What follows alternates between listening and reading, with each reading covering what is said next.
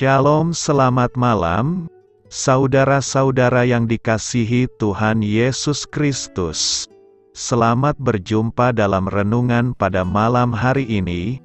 Doa dan harapan saya, saudara semua ada dalam keadaan yang baik, sehat, penuh sukacita, dan berlimpah berkat Tuhan. Sebelum kita mendengarkan renungan firman Tuhan, mari sama-sama kita berdoa. Bapa kami yang di sorga, Bapa dalam nama Tuhan Yesus Kristus, Bapa yang baik, Tuhan yang selalu mengasihi dan peduli kepada kami bersyukur untuk berkat kemurahan Tuhan. Penyertaan-Mu dari pagi hingga malam hari ini, oleh karena pertolongan Tuhan, karena tuntunan dan hikmat-Mu saja, maka kami dapat melakukan segala tugas aktivitas kami. Pada saat ini kami mau mendengarkan sabda firman-Mu, urapi kami Tuhan, agar kami mengerti dan taat melakukan kehendak-Mu. Dalam nama Tuhan Yesus, kami berdoa. Haleluya, amin. Saudara yang terkasih, ayat pembacaan Alkitab kita hari ini terambil dari Yeremia 26 ayat yang ke-13 sampai 15. Yeremia 26 ayat 13 sampai 15. Oleh sebab itu, perbaikilah tingkah langkahmu dan perbuatanmu, dan dengarkanlah suara Tuhan Allahmu, sehingga Tuhan menyesal akan malapetaka yang diancamkannya atas kamu. Tetapi aku ini, sesungguhnya aku ada di tanganmu, perbuatlah kepadaku apa yang baik dan benar di matamu. Hanya ketahuilah sungguh-sungguh, bahwa jika kamu membunuh aku, maka kamu mendatangkan darah orang yang tak bersalah atas kamu, dan atas kota ini dan penduduknya, sebab Tuhan benar-benar mengutus aku kepadamu, untuk menyampaikan segala perkataan ini kepadamu. Sahabat suara kasih, ayat emas renungan kita hari ini adalah Yeremia 26 ayat 13.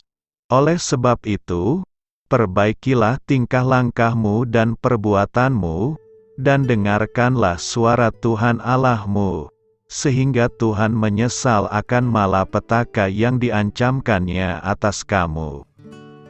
Judul renungan kita hari ini adalah Menyambut Datangnya Juru Selamat, ditulis oleh Catherine Britton. Sahabat suara kasih, saya berharap saya bisa bertanya kepada orang Majus. Seperti apa rasanya ketika mereka kembali ke tanah air mereka, setelah mengamati langit selama bertahun-tahun, melakukan perjalanan selama berminggu-minggu, dan melihat Tuhan Yesus dengan mata kepala mereka sendiri? Bagaimana mereka bisa kembali ke kehidupan yang pernah mereka kenal? Apakah mereka pernah mendengar tentang sisa hidup Tuhan Yesus? Apakah mereka menyadari bahwa orang Yahudi yang terbunuh di pohon adalah anak yang sama dengan siapa yang menawarkan hadiah yang pantas untuk seorang raja? Apakah mereka mengerti bahwa kelahirannya merupakan pendahulu dari peristiwa yang jauh lebih besar? Kami tidak tahu banyak dengan pasti tentang orang-orang ini. Mereka membawa 3 hadiah, yaitu emas, dupa, dan mur. Tetapi mungkin ada lusinan orang Majus yang melakukan perjalanan ini. Orang-orang bijak ini tentunya bukan orang Yahudi, mungkin dari Persia. Mereka berlaku seperti dekat dengan pendeta peramal di tanah air mereka. Kami pikir menandai pergerakan langit untuk mengetahui pengaruhnya terhadap manusia, dilihat dari hadiah yang mereka berikan dan gelar mereka, status dan kekayaan mereka mendekati keluarga raja.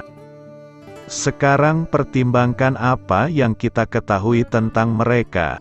Orang-orang Majus ini menganggap waktu, upaya, kekayaan, dan penyembahan mereka layak untuk beribadah di rumah Betlehem.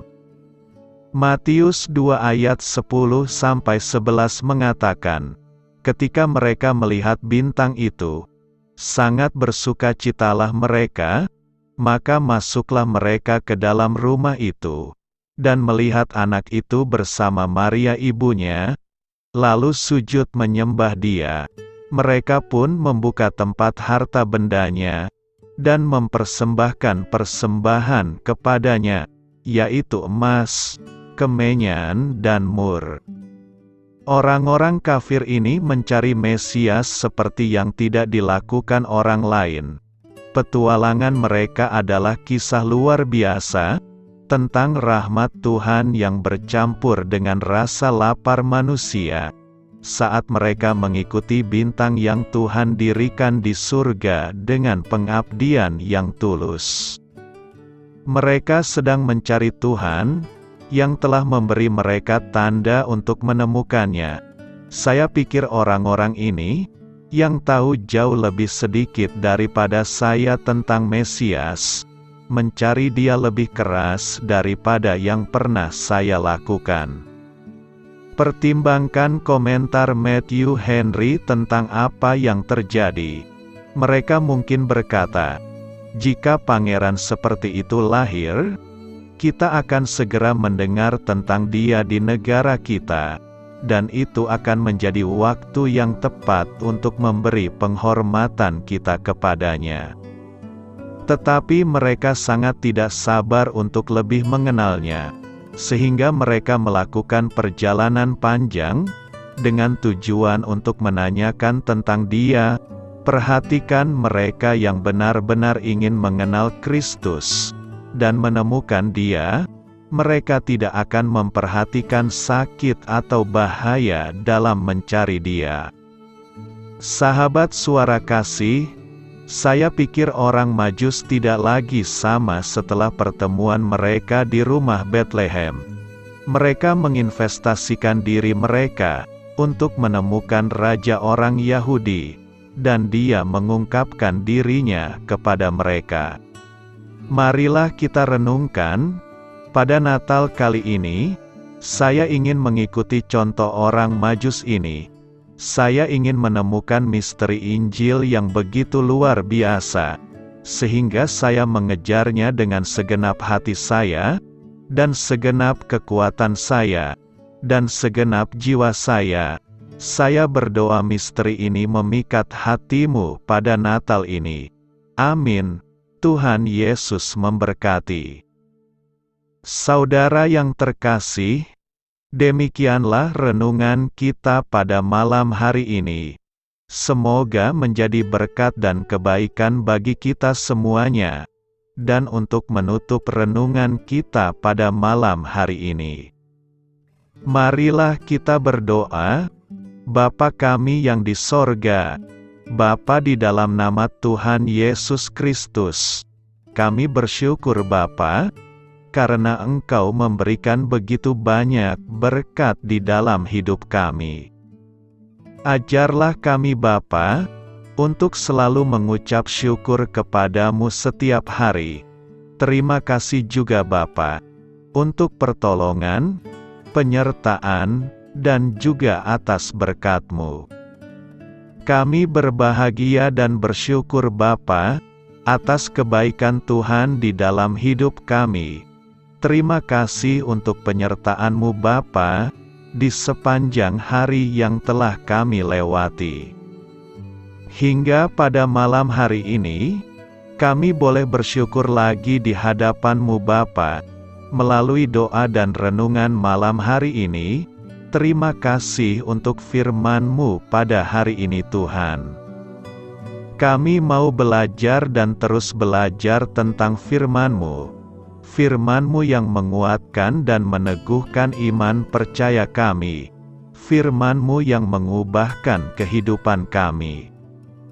Kami mau melakukan firman-Mu Bapa, di sepanjang kehidupan kami, agar kami menjadi kuat, berjalan bersama dengan Engkau. Terima kasih Bapa, untuk nafas kehidupan yang masih Engkau berikan.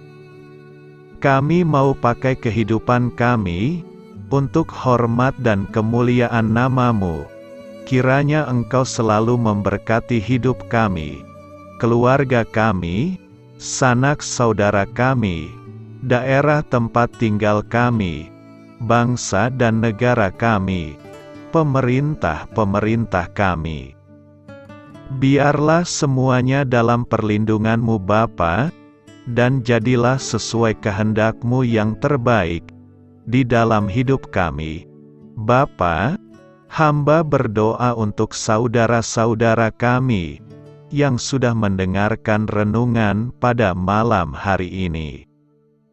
Biarlah yang saat ini sedang mengalami sakit penyakit, pergumulan masalah, kebutuhan ekonomi, kiranya Engkau jamah, sembuhkan dan pulihkan kehidupan mereka.